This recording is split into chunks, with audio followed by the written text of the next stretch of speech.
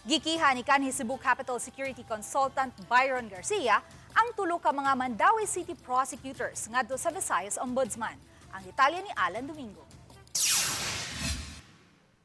Kauban ang iyang legal counsel, ginuso ni Byron Garcia ang iyang reklamong kriminal ug administratiba ngadto sa Visayas Ombudsman batok sa tulo ka mga fiskal sa Mandaue City.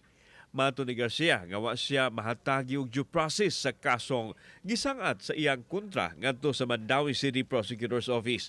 Nalusan siya og warrant of arrest nga wala man lang kuno siya padad-i og sampina aron makatubag sa iyang kasong giatubang.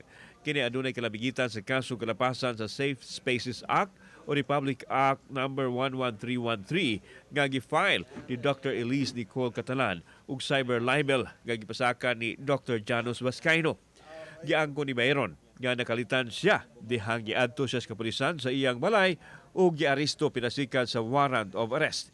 Nakapiyansa ra hinuon si Garcia apan nalanding siya sa tambalanan tungod sa pagtaas iyang blood sugar. Lakip sa mga kasong gisangat ang kalapasan sa Anti-Graft and Corrupt Practices Act.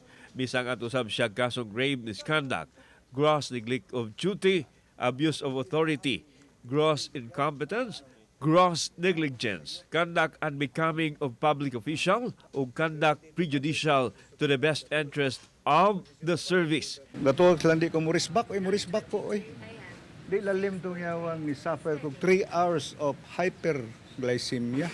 Ni grabe ka to, nagkuhan ko itong, kuhan ka ng micro-stroke ko to. Kibawas lakin sa ko. Ha?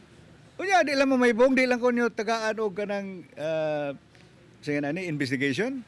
Nagtinguha si Garcia nga mosagat og disbarment case batok sa tulo ka mga piskal. Mo-file kog disbarment ani nilang tulo.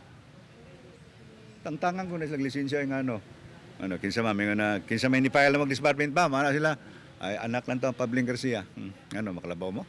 What I did for love, what I did for love. Mambot lang, kinsa na siya. Giswayan og kuha sa Balinamisdak ang habig sa tulo ka mga Mandaue City prosecutors apan wa pa sila muluwat og pamahayag. Kauban si Clover Lumayag, ako si Alan Domingo. Balitang Bisdak.